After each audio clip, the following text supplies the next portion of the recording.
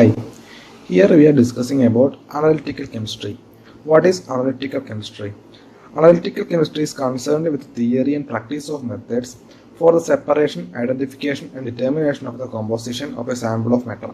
അതായത് ഒരു sample of matter അതിൻ്റെ കോമ്പോസിഷനും ഡിറ്റർമിനേഷനും അതിൻ്റെ ഐഡൻറ്റിഫിക്കേഷനും ആ ഒരു മാറ്റർ സെപ്പറേറ്റ് ചെയ്യാനുള്ള മെത്തേഡ്സിനെ കുറിച്ച് പ്രതിപാദിക്കുന്ന ഒരു കെമിസ്ട്രിയാണ് അനലിറ്റിക്കൽ കെമിസ്ട്രി. ഈ അനാലിസിസിനെ മെയിനായി രണ്ട് ക്ലാസ് ആയിട്ട് തരംതിരിച്ചിട്ടുണ്ട്. ഒന്ന് ക്വാളിറ്റേറ്റീവ് അനാലിസിസ്, രണ്ടാമത്തത് ക്വാണ്ടിറ്റേറ്റീവ് അനാലിസിസ്. ക്വാളിറ്റേറ്റീവ് അനാലിസിസ് എന്ന് പറയുന്നത് ആ ഒരു സാമ്പിളിലെ ആക്ച്വൽ സബ്സ്റ്റൻസിൻ്റെ ഐഡൻറ്റിഫിക്കേഷനാണ് ക്വാളിറ്റേറ്റീവ് അനാലിസിസ് പെടുന്നത്. ഇനി ക്വാണ്ടിറ്റേറ്റീവ് അനാലിസിസ് ആ ഒരു സബ്സ്റ്റൻസിലെ ഓരോ കോൺസ്റ്റിറ്റ്യൂന്റ് പാർട്ടിക്കിൾസിൻ്റെയും ആക്ച്വൽ എമൗണ്ട് ഡിറ്റർമിൻ ചെയ്യുന്നതാണ് ക്വാണ്ടിറ്റേറ്റീവ് അനാലിസിസ് കൊണ്ട് നമ്മൾ ഉദ്ദേശിക്കുന്നത്. Next, some basic chemical concepts of analytical chemistry. നമുക്കിനി അനലിറ്റിക്കൽ കെമിസ്ട്രി കുറച്ച് ബേസിക് ആയിട്ടുള്ള കൺസെപ്റ്റ്സിലേക്ക് നീങ്ങാം. Relative atomic mass.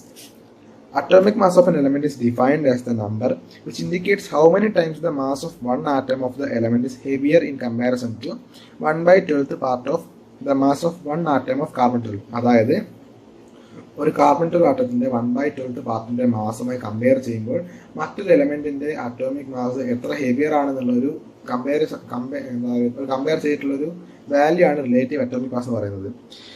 അത് ഇക്വേഷനിൽ പറയുമ്പോൾ atomic mass of an element equal to mass of one atom of the element by 1/12th the mass of one carbon 12 atom. ഇക്വേഷനിൽ നിന്ന് നമുക്ക് അതിന്റെ ഡെഫിനിഷൻ കിട്ടുന്നതാണ്. അതായത് ഇത് റേഷ്യോ ആണ്. അതായത് എന്തിനാ വെച്ചാൽ ഒരു എലമെന്റിന്റെ ഒരു ആറ്റത്തിന്റെ മാസ് കാർബൺ 12 ആറ്റത്തിന്റെ 1/12th പാർട്ടിന്റെ മാസുമായി കമ്പയർ ചെയ്യുമ്പോൾ എത്ര ഹെവിയർ ആണെന്നുള്ള റേഷ്യോ. അതായത് it's a ratio with mass of one atom of the element to 1/12th mass of one carbon 12 atom. അതാണ് atomic mass of an element. Next, atomic mass unit or AMU. What is atomic mass unit? One atomic mass unit is defined as a mass exactly equal to 1/12th the mass of one carbon 12 atom. അതായത് ഒരു carbon 12 ആറ്റത്തിന്റെ 1/12th പാർട്ടിന്റെ mass, ആ മാസിന് equal ആയിട്ടുള്ള ഒരു മാസിന് exactly equal ആയിട്ടുള്ള മാസാണ് atomic mass unit പെടുന്നത്. ഒന്നുകൂടെ പറയാം, ഒരു കാർബൺ 12 ആറ്റത്തിന്റെ 1/12th പാർട്ടിന്റെ മാസിന് എക്സാക്ട്ലി ഈക്വൽ ആയിട്ടുള്ള ഒരു മാസാണ് വൺ അറ്റോമിക് മാസ് യൂണിറ്റ്. അത് ഡാൽട്ടൺ എന്നൊരു യൂണിറ്റിലും അറിയപ്പെടുന്നുണ്ട്. ഈ 1 AMU എന്ന് പറയുന്നത് വാല്യൂ എന്ന് പറയുന്നത് 1.66056 × 10⁻²4 ഗ്രാം. അത് നമ്മൾ കിലോഗ്രാമിൽ പറയുമ്പോൾ 1.66056 × 10⁻²7 കിലോഗ്രാം. ഇപ്പം നമ്മൾ AMU എന്ന് ഉപയോഗിക്കുന്നതിന് പകരം സിമ്പിളായിട്ട് യൂണിഫൈഡ് മാസിന്റെ അബ്രീവേറ്റഡ് ഫോമായി U ആണ് ഉപയോഗിക്കുന്നത്. Average atomic mass. എന്താണ് ആവറേജ് അറ്റോമിക് മാസ്? ഒരു എലമെന്റിന്റെ അറ്റോമിക് മാസ് നമ്മൾ കണ്ടുപിടിച്ചാൽ ആ എലമെന്റിന്റെ നാച്ചുറലി ഒക്കറിങ് ഐസോടോപ്സിന്റെ ഒരു ആവറേജ് മാസ് നമുക്ക് കിട്ടും. ഒരു വെയിറ്റിൽ ആവറേജ് നമുക്ക് കിട്ടും. അതുകൊണ്ടൊക്കെ തന്നെയാണ് നമുക്ക് എന്ത് കിട്ടുന്നത്, ഒരു എലമെന്റിന്റെ അറ്റോമിക് മാസ് ഒരു നോൺ ഇന്റഗ്രൽ വാല്യൂ കിട്ടുന്നത്. ഈ എലമെന്റിന്റെ ആവറേജ് അറ്റോമിക് മാസ് കാണാനുള്ള ഇക്വേഷൻ ആണ് ഇവിടെ കാണാൻ പറ്റുന്നത്. Average atomic mass of an element equal to sum of percentage abundance of the isotope by 100 × isotope mass. അതായത് ആ ഒരു എലമെന്റിന്റെ ഐസോടോപ്പ് നേച്ചറിൽ ഒക്കർ ചെയ്യുന്ന അബണ്ടൻസിനെ 100 ഡിവൈഡ് ചെയ്ത് ആ ഒരു ഐസോടോപ്പിന് നമുക്ക് നൽകിയ ഗിവൺ മാസ് കൊണ്ട് മൾട്ടിപ്ലൈ ചെയ്തിട്ട് അതാണ് ആ ഒറ്റ ഐസോടോപ്പിന്റെ ഒരു പാർട്ട്. അതിന് മൾട്ടിപ്പിൾ ഐസോടോപ്സ് ഉണ്ടെങ്കിൽ ആ മൾട്ടിപ്പിൾ ഐസോടോപ്സിന്റെ സമ്മാണ് ആ ഒരു എലമെന്റിന്റെ ആവറേജ് അറ്റോമിക് മാസ് എന്ന് പറയുന്നത്.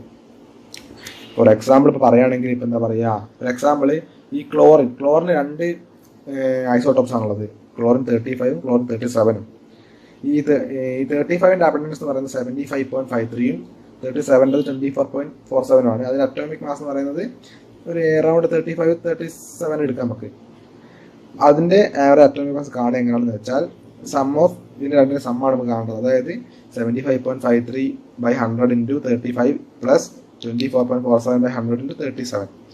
അത് വെച്ചാണ് നമ്മൾ ഇതിന്റെ ഒരു ആവറേജ് അറ്റോമിക് മാസ് കാണുന്നത്. അതൊരു എക്സാമ്പിൾ മാത്രമാണ്. ഈ ഇക്വേഷൻ വെച്ച് ഏതൊരു എലമെന്റിനെ നമുക്ക് കാണാൻ പറ്റുന്നതാണ്. ഇനി gram atomic mass, gram molecular mass, നമ്മൾ ഒരുപാട് കേട്ടിട്ടുള്ള ടേംസ് ആണ് ഇവ. എന്താണ് gram atomic mass gram molecular mass? Gram atomic mass എന്ന് പറയുന്നത് it's the quantity of an element equal to its atomic mass expressed in grams. അതായത് ഒരു എലമെന്റിന്റെ അറ്റോമിക് മാസ് നമ്മൾ ഗ്രാംസിൽ എക്സ്പ്രസ് ചെയ്യുന്നു. സിമ്പിളായി പറഞ്ഞാൽ അത്രയേ ഉള്ളൂ. ഒരു അറ്റോമിക് മാസിന്റെ ഒരു എലമെന്റ് അറ്റോമിക് മാസ് നമുക്കറിയാം. അത് നമ്മൾ ഗ്രാംസിന്റെ ടേംസ് പറയുന്നു. ഒരു എക്സാമ്പിൾ പറയുകയാണെങ്കിൽ ഓക്സിജന്റെ അറ്റോമിക് മാസ് 16ആണ്. അത് നമ്മൾ GAM ആക്കി പറയുമ്പോൾ ഇത് 16 ഗ്രാം ആവും. അതായത് 16 അറ്റോമിക് മാസ് ഉള്ള ഓക്സിജന്റെ ഗ്രാം അറ്റോമിക് മാസ് എന്ന് പറയുന്നത് 16 ഗ്രാം. ഇതുപോലെ തന്നെ ഗ്രാം മോളിക്കുലർ മാസ് എടുക്കാം. അതായത് ഒരു സബ്സ്റ്റൻസിന്റെ മോളിക്കുലർ മാസ് നമ്മൾ ഗ്രാംസിൽ പറയുമ്പോൾ അത് ഗ്രാം മോളിക്കുലർ മാസ് ആകും. ഗ്രാമിന്റെ ടൈംസ് പറയുമ്പോൾ അത് ഗ്രാം മോളിക്കുലർ മാസ് ആകും. ഒരു എക്സാമ്പിൾ പറയുകയാണെങ്കിൽ ഓക്സിജന്റെ മോളിക്കുലർ മാസ് 32. നേരത്തെ പറഞ്ഞ അറ്റോമിക് മാസ് ആണ്. ഓക്സിജൻ മോളിക്കുലർ എന്ന് പറയുന്നത് 2 ഓക്സിജൻ ആറ്റംസ് ചേർന്നാണ്. അതുകൊണ്ടാണ് മോളിക്കുലർ മാസ് 32 ആണത്. ഈ മോളിക്കുലർ മാസ് നമ്മൾ ഗ്രാമിൽ പറയുന്നു. അതായത് 1 gram molecular mass is 32 gram. അത്രയേ ഉള്ളത്. ഈ ഗ്രാം അറ്റോമിക് മാസ് നമ്മൾ ഗ്രാം ആറ്റം എന്നും ഗ്രാം മോളിക്കുലർ മാസ് നമ്മൾ ഗ്രാം മോൾ എന്നും വേറെ പറയാറുണ്ട്. നമുക്ക് ഒരു സിമ്പിളായിട്ട് ഗ്രാം അറ്റോമിക് മാസ് ഗ്രാം അങ്ങനെ പറഞ്ഞാൽ മതി. ഇനി മോൾ കൺസെപ്റ്റ്. എന്താണ് മോൾ കൺസെപ്റ്റ്? കെമിസ്ട്രിയിൽ തന്നെ വൈഡ്ലി ആക്സെപ്റ്റഡ് ആയിട്ടുള്ള ഒരു കൺസെപ്റ്റാണ് മോൾ കൺസെപ്റ്റ്. എന്താണ് ഒരു മോൾ? 1 മോൾ. 1 mole of a substance is that amount of it which contains as many particles or entities as there are atoms in exactly 12 gram of carbon 12. അതായത് കാർബൺ 12 12 ഗ്രാമിൽ എത്ര atoms ഉണ്ടോ ആ ഒരു എണ്ണത്തിന് ഈക്വൽ ആയിട്ടുള്ള പാർട്ടിക്കിൾസിന്റെയോ എൻറ്റിറ്റീസിന്റെയോ എമൗണ്ട് ആണ് ഈ 1 മോൾ ഉദ്ദേശിക്കുന്നത്. ഒന്നുകൂടെ പറയാം, കാർബൺ 12 ആറ്റത്തിന്റെ 12 ഗ്രാമിൽ എക്സാക്ട്ലി 12 ഗ്രാമിൽ എത്ര ആറ്റംസ് ഉണ്ടോ ആ ഒരു നമ്പറിന് ഈക്വൽ ആയിട്ടുള്ള പാർട്ടിക്കിൾസിന് അല്ലെങ്കിൽ ആ ഒരു നമ്പറാണ് നമ്മൾ 1 മോൾ എന്ന് പറയുന്നത്. ഇനി Avogadro number. The number of atoms present in 1 gram atomic mass of an element or number of molecules present in 1 gram molecular mass of an element or a compound. അതായത് ഒരു ഗ്രാം അറ്റോമിക് മാസ്, അതായത് ഒരു GAM of element, gram atomic mass of എലമെന്റിലുള്ള number of atoms, അല്ലെങ്കിൽ ഒരു gram molecular മാസുള്ള സബ്സ്റ്റൻസിലെ number of molecules, ഇതിന്റെ എണ്ണമാണ് അവഗാഡ്രോ നമ്മളോട് ഉദ്ദേശിക്കുന്നത്. ഇതിന്റെ വാല്യൂ എന്ന് പറയുന്നത് 6.022 × 10⁻23 ആണ്. ഇത് എല്ലാവർക്കും പൊതുവെ അറിയാവുന്ന ഒരു നമ്പറാണ്. അത്ര ഫേമസ് ആയിട്ടുള്ളൊരു എൻറ്റിറ്റിയാണ്.